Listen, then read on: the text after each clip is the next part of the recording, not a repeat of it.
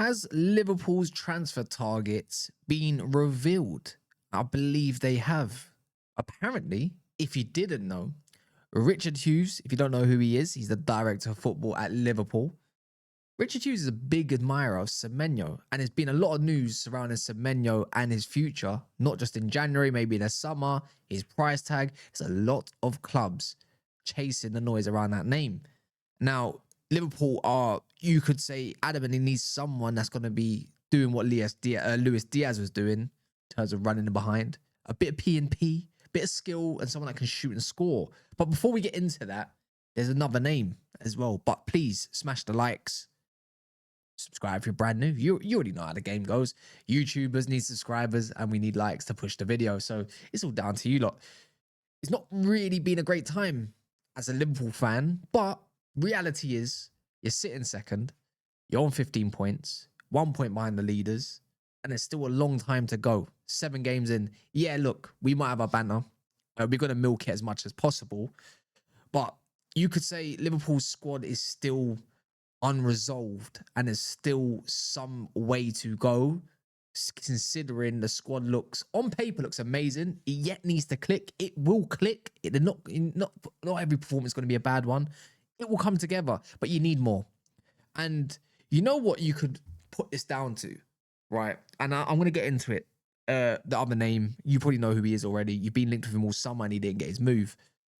You could say when there's a squad that's been neglected heavily over the last 3, 4, 5 years and not really being reinvested into, this is a position that Liverpool get themselves into, or any club at that, right? You need to gut the club. There needs to be change. There's new leadership, someone brand new, aka Slot. I'm not saying Liverpool's squad's bad and it can't be utilized correctly. I do think tactics do need to change.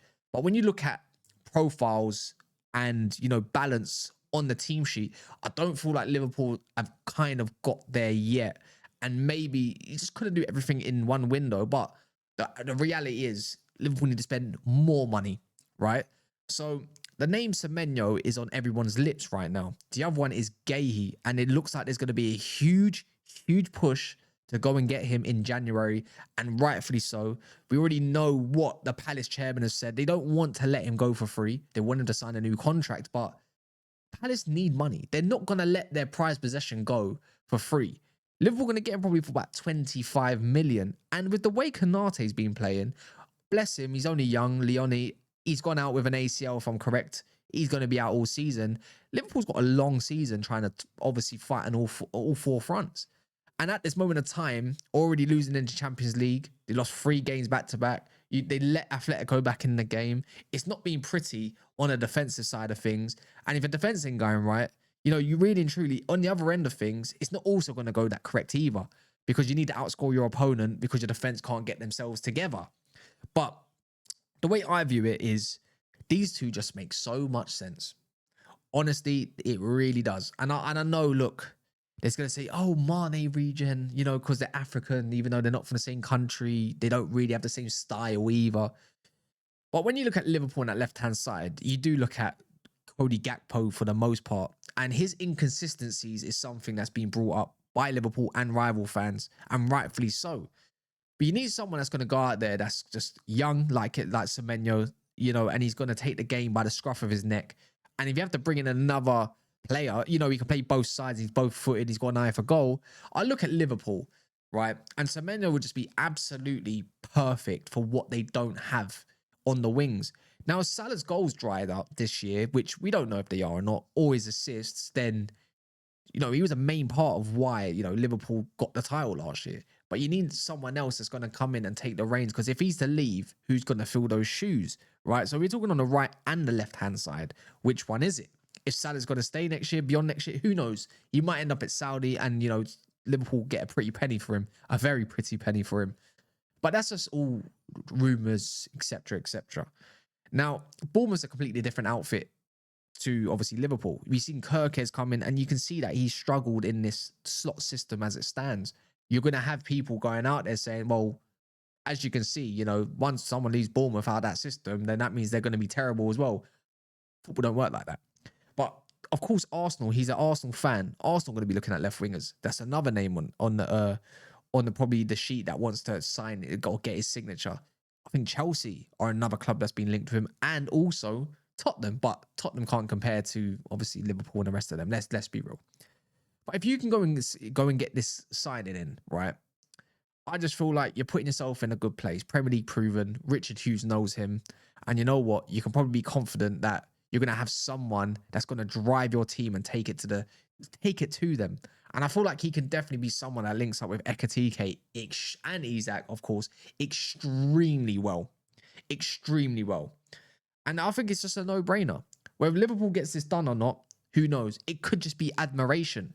But if you're a long-term admirer, it kind of tells me that there's going to be some movement at some point. And Guehi, look, Guehi's just a no-brainer. Why?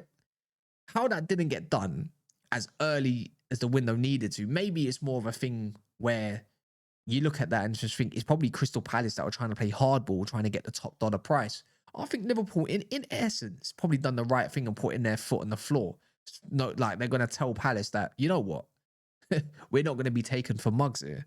But now you look at how the season's gone, you probably think maybe we should have paid that little bit extra so we can get him through the door. You know, Konate's head, where is Konate's head at? Let me know in the comments, because I've seen a lot of Liverpool fans run out of patience with him. You know, now he's apparently injured as well. It's like, what? Liverpool all of a sudden are down to 2 centre-backs. Who would have thought that? But this is the risk when you'd only have, well, Joe Gomez is already injury prone. He's been all right for the last couple of years, though. Konate has his spells here and there. And who knew that Leone was going to get injured? I thought he was going to be one that would have got a lot of game time this year. He had a really good cameo for what was it, a good hour or something against Southampton? I thought that was like a welcome to, you know, the English game. But with Guehi, if Liverpool don't go and get him this January window, let me know how you feel, right?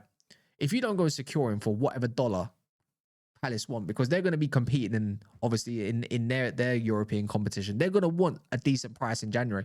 If Liverpool don't go out there and go and secure him when he's acted professional, he hasn't kicked up a fuss, he's not like Garnacho, guy's a model professional in the English game. I feel like Liverpool are just shooting themselves in the foot, and overall done themselves a disservice. Easy. And you know what? You might as well kiss the title goodbye. Because the deeper you go into other competitions, I don't need to tell you this. We've been watching football for ages. Some of us for many years, decades even, right? If you don't have the depth that can drive into all competitions, right? We've seen it with many others. You're not going to get over the line, right? Especially when there's, you know, questions over tactics already, questions over certain players' positions. You need to sort it out, in my opinion. So let me know what you feel. Now, of course, with the whole Semenyo thing, I think that's a long shot for the summer. But Guehi has to be a 10 out of 10. I hope you don't get him. I don't want you to get none of them. But the game's the game. The game is the game. It's not nice on YouTube recently for you guys, but here we are. Anyways, smash the likes, subscribe, put in a comment. Long may your downfall continue, even though you're like 1 point off. It's not really much of a downfall, is it? Just hope and a bit sorry. Love.